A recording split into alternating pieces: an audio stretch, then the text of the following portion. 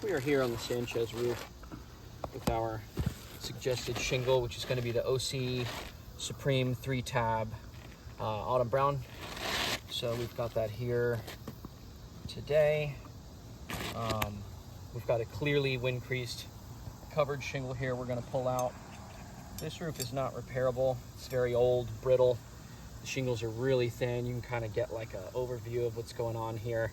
A lot of these shingles have lost, half their granules, so we are going to have some issues going in there. Some of them are not sealing, especially obviously the ones with the wind crease. We are swapping that one out today, so we'll go ahead and unseal the other tabs here, which aren't giving us too much of a problem at all. We're going to see that these shingles have lost most of, if not all of their pliability, which is an object's ability to bend without breaking.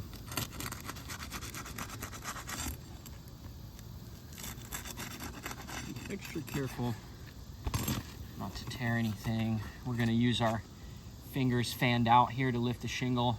We're not going to use a thumb because that puts a lot of pressure in one spot, and we don't want to risk tearing the shingle on our thumb. So if this roof was installed correctly, we would see a nail at the end of each shingle, over each groove, and at the end. So with this being the end and end, we should see a nail here, but it looks like no nail was installed on this shingle. So we're gonna move on. Hopefully we run into 4 more in the top row. That would make this roof code.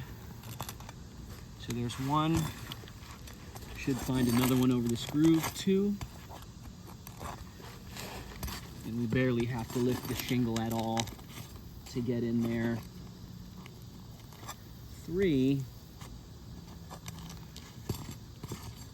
So we do not have a nail here on this shingle. That would seem that the shingle's out of code there. So we got 1 on the bottom here at the end, 1 over the groove,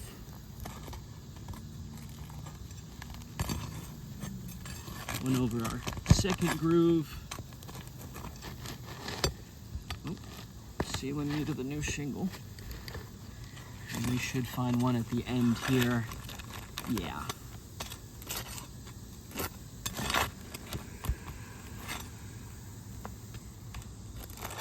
Okay. So that was only 7 nails. Yeah, so it looks like, so we took our time to remove these nails. So we got 1, 2, 3, 4, just as I described. But it looks like up here at the top, we have 1 was nailed really high, and 2, which would mean that we have a nailing pattern that may be out of code here. We're gonna go ahead and get rid of this guy. And as we've previously stated, this is a multi-layer roof. So, we've got a set of shingles underneath there that are light colored. And we've provided many photos where we have ripped the tab off and then cut through the shingle underneath to show even another layer. So this is actually a 3-layer roof. We've done our diligence there, so we're not gonna cut all the way through the roof again today. But we're gonna move on. And with 3-tab, generally the sizes are about the same, so we shouldn't run into any size issues. And we got a nice clean fit here. So you're gonna get a color disparity. Our new shingle's got lots of these beautiful red, orange, peach, tan, a beautiful sunset colored shingle. And then, the roof, it's got a lot of black on it from having lost granules, so you are gonna get a slight color disparity in there. It's just kind of the nature of these older roofs. So we're gonna go ahead and start nailing our new shingle in. And there's a lot of discussion about this portion of the repair. We only lift the shingle as high as we need to drive the nail flush. We've got to be able to have the nail driven straight into the roof. We can't drive it in at an angle under the shingle. The nails are what hold the roof together. So if you can't drive the nail in correctly, your roof's gonna fall apart. So we're not gonna lift very high. but just high enough to make sure we're getting a nail on the end of this shingle here. And you can see we've got a pretty enormous amount of debris up under here. You know, that's going to be from nature, obviously, tree, but also with multi-layer roofs, you get kind of an ecosystem in there where the stuff starts to mold and rot away. Bugs and creatures like it. So, you know, we generally don't repair multi-layer roofs at all anyway, just for that reason. You've got a lot of organic debris in here. So really that's going to need to be cleaned off the whole roof. These shingles aren't going to seal down correctly.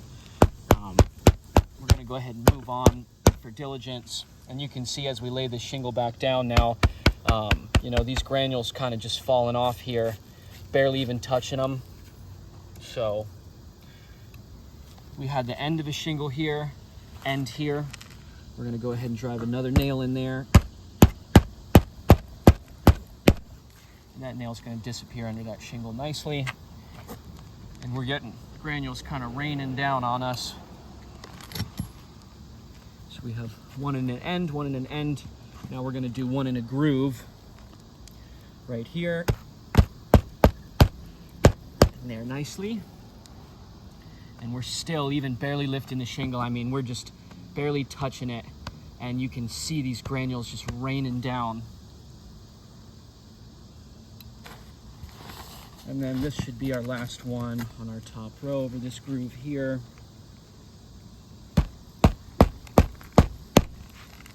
Okay, so now we've got this shingle in code.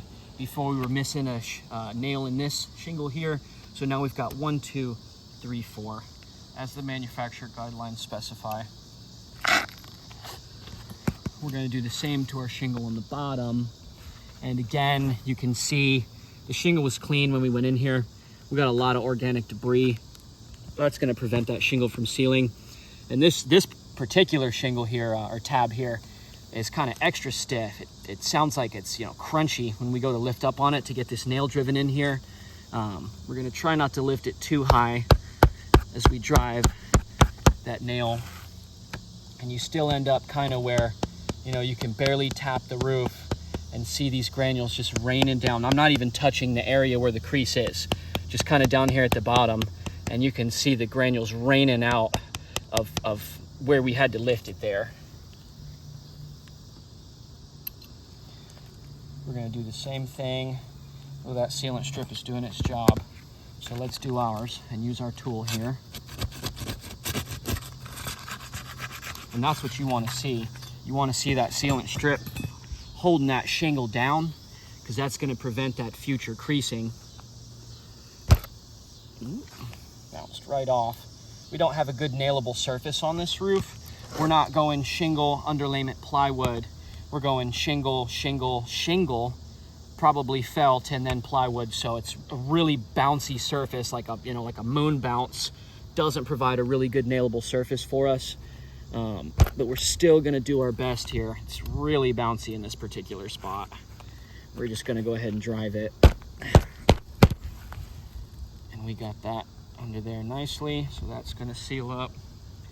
So this one here, you know, this one sealed immediately. This one with that organic debris under there is probably never going to seal. Same thing here. This one, you know, you can kind of see this debris here.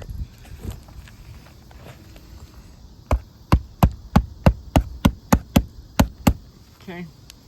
And again, same thing where, you know, just the weight of my hand, you've got the granules raining down. And then just for comparison, so you can see, you know, you can wipe a new shingle 1,000 times. The granules are never gonna come out. That's their job, is to not come out. So, you know, once they start to fall out, I'm not gonna do that to this. We know what's gonna happen. Once they start to act like that, the shingles just aren't doing their job anymore. Okay, so we're gonna do our last nail here, which is gonna put us in code for a total of 8 nails in this 3-tab shingle. Okay. And, you know, you're kind of getting the same thing throughout, where, you know, you've got this creasing here, a little bit of tearing throughout each one of these shingles. So as we're trying to install this, the nails are bouncing back. They're not wanting to go in straight. You got creasing, definitely a little bit of tearing through here, through here, through here. Slight color disparity.